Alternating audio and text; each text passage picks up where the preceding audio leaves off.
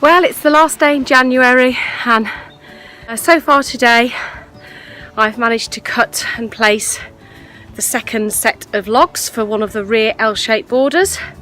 So that makes almost 2.5 of them that are complete. There's the other one behind me. And so I'm going to move on to the one hidden away in the corner and see if I can get a third one done today. You may remember I dug out a circular bed, which eventually is going to be for some fruit trees. So I'm going to nick some bricks off my drive that I no longer need and take them down the bottom of the garden and try and copy some sort of Pinterest thing that I've seen and see how I get on.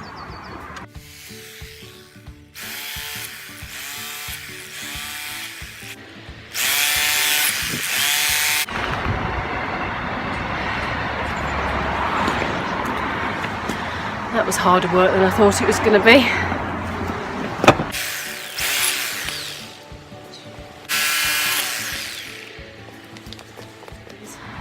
I have a nice little 2-tiered layer of bricks to put round one of the fruit trees.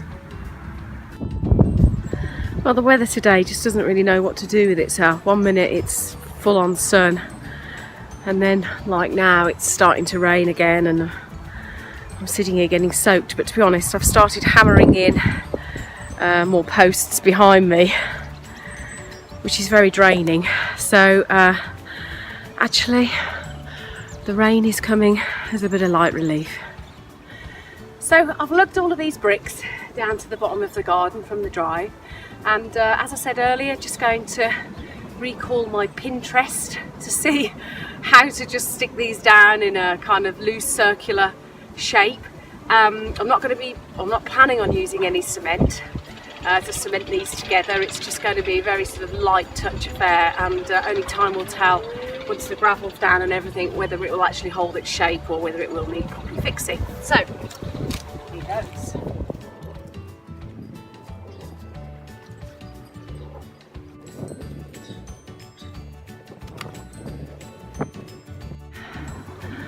So you get the general gist. Obviously it's not perfect at the moment. I've just laid them down there just to have an initial draft view of whether I like it or not.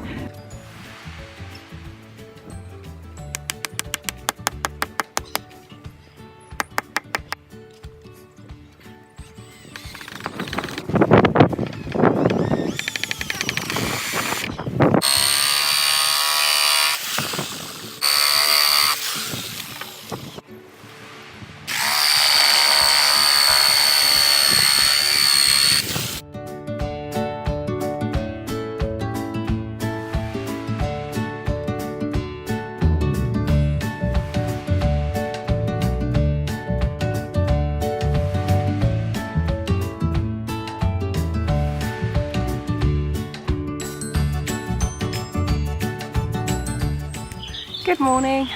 Well, it's a sunny February the 5th, and had a couple of days off to rest my muscles from all the graft last week, and I've started off today by continuing to dig out this retaining wall that was collapsing, and basically I've got a plan to put some footings in and put a supporting new retaining wall in. It's going to be quite difficult for me. Just getting posts into the ground is still very difficult because it's so cold, but I can but try. So I'm having a productive day today, managing now to get through the other piles of wood to find the second layer of pieces for the raised bed. You can just see a test piece there lying there, which I think looks quite cool. So I'll carry on and see how many of these pieces I can get cut this afternoon, and then I think that might be me calling it a day.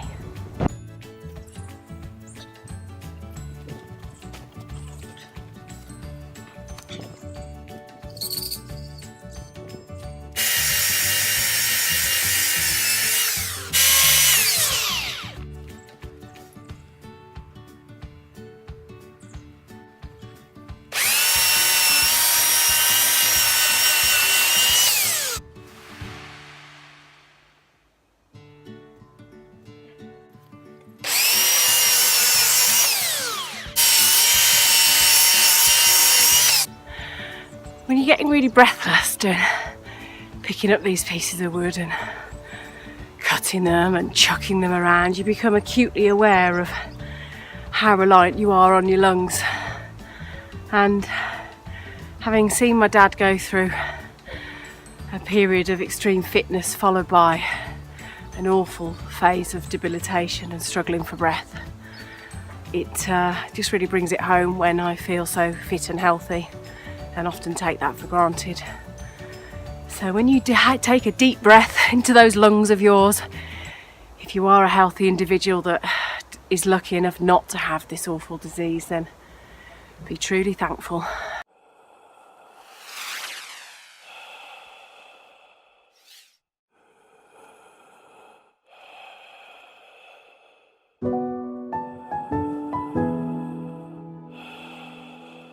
Yeah, to be told that you have IPF is to be given a death sentence. I mean, it's basically a process of your lungs becoming scarred, becoming more rigid, so that you are unable to breathe, and eventually you die for lack of breath. The average person dies within 3 to 5 years of diagnosis, and that's actually worse than most cancers. I went to the GP prompted by an advert for lung cancer. And he sent me for a chest x-ray. Chest x-ray became a CT scan. CT scan became some further tests, and I had the diagnosis of IPF. So I went straight to the laptop and Googled pulmonary fibrosis, and I thought, oh God. I said to John, look, this is worse than cancer.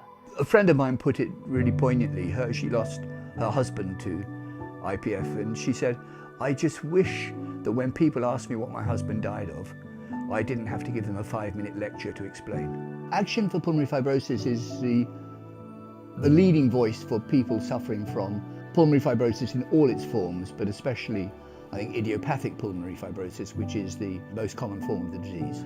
Everything we do is driven by what patients want and what's the best for patients. We work to support patients with the disease, to educate health professionals and the general public, politicians, about the disease. We are funding research, including the new Mike Bray Research Fellowship, to try and find improved treatments for the disease and try to understand better the causes of the disease. Things that will improve the lives of people with the disease and their families. Actionfor Pulmonary Fibrosis have been so great since my dad got diagnosed.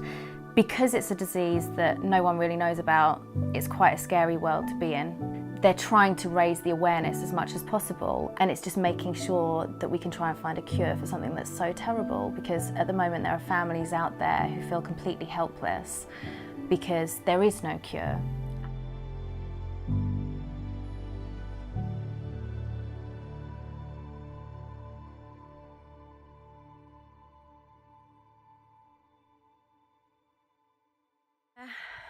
Hi there, it's day 34 and I can't believe I'm a third of the way through this challenge. I am getting there. It's felt at times it's been incredibly slow progress, but today I'm hoping to finish the first fruit bush border and to also start digging out the midsection of the garden. Yesterday I managed to get the second layer of poplar cut and placed for most of the beds, so it was a really good day yesterday. So I'll crack on with the digging and the finishing of the fruit bush, and maybe by the end of the week I might even be able to plant a few plants.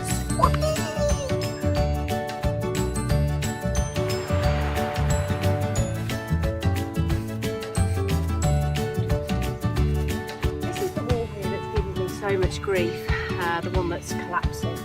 I started digging it out yesterday.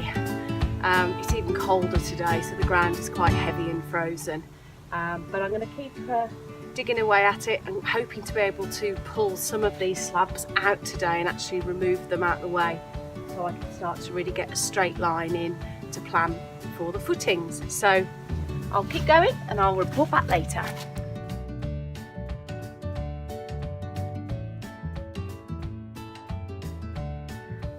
It's the end of day 34 and apart from the last half an hour where it started to snow, And the dog also escaped, didn't you, Munchkin? Copping a deafening on me. Apart from that, it's been a really good day. Managed to re-catch him, didn't I? And dug out the retaining wall today, which was really, really tough going. But it's done now, so it just needs a bit of tidying up, and then I shall go shopping tomorrow to get the footings to start to rebuild something, won't I? Anyway, I'm going to have a large glass of red wine tonight to celebrate. So see you soon. Bye. Well, as predicted, we've had a little dusting of snow overnight, and 2 days on the trot it's been about -2, so the ground's rock hard today. So I won't be doing anything on the actual vegetable plot area. So today, you see the spade in the background. Where the tree was felled in the autumn is a load of sawdust, which was in a sort of mountain pile. I'm just going to move all of that into the corner down there, and that's where a little 6x4 shed's going to be put eventually. So we'll just get that area flattened next to the compost bin and in readiness for a path that I'll hopefully be able to build. Now, it probably doesn't seem much to you when I show you this, but I've been digging out all this sawdust for nearly an hour, and I appear to have a path now through to the back end of the garden, so let me show you. As I come down this slope here, now piled up there with the slabs on top is all of the sawdust, and then as I pan round there is sort of a pathway through to what will be some sort of seating area eventually. Yes, I know, difficult to visualise, but I'll get there in the end.